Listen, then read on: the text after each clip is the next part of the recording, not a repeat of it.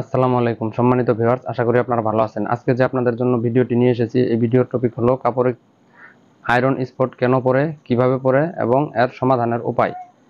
Iron spot এটি এমন সমস্যা, কাপড় হোয়াইট অথবা লাইট কালার কাপড়ে বেশি দেখা যায় আয়রন স্পট। আর এই আয়রন স্পট পড়ে মূলত বিভিন্ন কিছু সমস্যার কারণে। আগে আমরা জানবো আয়রন স্পট এটি কি। আয়রন স্পট হলো মরিচাজনিত সমস্যার কারণে যে দাগ কাপড়ে লাগে, সেই দাগকে আয়রন স্পট বলা হয়। যেমন লোহা অথবা বিভিন্ন রকম ইস্পাত থেকে মরিচাজনিত দাগ লাগতে পারে, এসব দাগকে আয়রন স্পট বলে।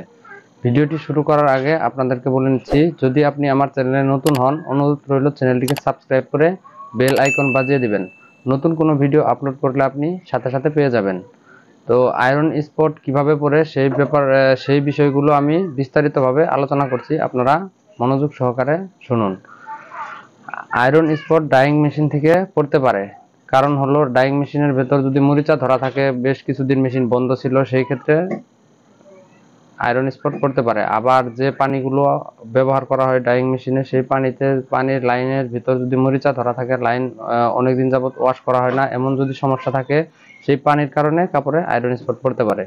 আবার পড়তে পারে স্লেটিং মেশিনে যেমন ডি টুইস্টার আছে এবং কি যে বক্স, বিভিন্ন রকম রোলার আছে, সেই রোলারগুলোতে যদি বাস্কেট আছে, এগুলোতে যদি মরিচা ধরা থাকে কোনো জায়গায়, সেই মরিচা একটু একটু করে ফোটায় পড়ে, আর সেই জায়গায় আয়রন স্পট পড়তে পারে। আবার আয়রন স্পট পড়তে পারে স্ট্যান্ডার্ড এবং ড্রায়ার মেশিন থেকে।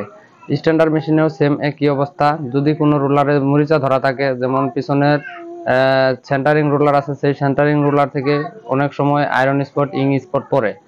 আর একটি সমস্যা আছে, স্ট্যান্ডার্ড মেশিনে যে কেমিক্যাল ব্যবহার করা হয়, সেই কেমিক্যালের সাথে পানি ব্যবহার করা হয়, সেই পানির লাইনে যদি অনেক দিন যাবত পরিষ্কার না করা হয়, সেই পানির পাইপের ভেতর যদি মরিচা ধরে থাকে, আর সেই মরিচাযুক্ত পানি যদি কেমিক্যালের সাথে মিক্সার হয়, সেই কেমিক্যাল যদি কাপড়ে ব্যবহার করা হয়, সেই কাপড়ে তখন আয়রন স্পট পড়ার সম্ভাবনা থাকে।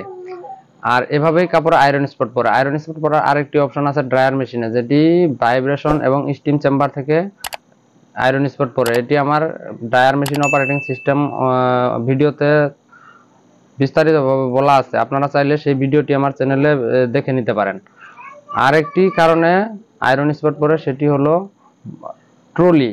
যে ট্রলিতে আমরা কাপড়টা রাখি, ভেজা কাপড় অথবা শুকনা কাপড়, সেই কাপড়টি যখন ট্রলিতে রাখা হয়, ট্রলি বর্তমানে বেশিরভাগ ট্রলি এসএস এর তৈরি, আবার কিছু কিছু ট্রলি আছে লোহার পাইপ দিয়ে তৈরি। সেই লোহার পাইপ ট্রলিতে যদি মরিচা লেগে যায়, আর সেই মরিচা অবস্থায় কাপড়টা ফালানো হয়েছে ট্রলির উপর, সেই মরিচার দাগটা কাপড়ে পড়বে, সেই ক্ষেত্রে আয়রন স্পট পড়বে। আর এভাবেই কাপড়ের আয়রন স্পট পড়ে।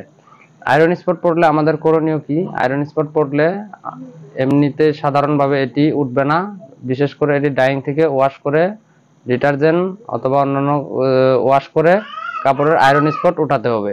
আর ভিডিওটি এই পর্যন্তই ছিল। ভিডিওটি যদি ভালো লাগে, ভিডিওতে একটি লাইক দিবেন, এবং যদি আপনি আরো কিছু জানতে চান, অবশ্যই কমেন্টে জানাবেন। আমি ইনশাল্লাহ ভিডিও তৈরি করে আপনাদের মাঝে উপস্থাপনা করব। ধন্যবাদ, ভালো থাকুন, সুস্থ থাকুন।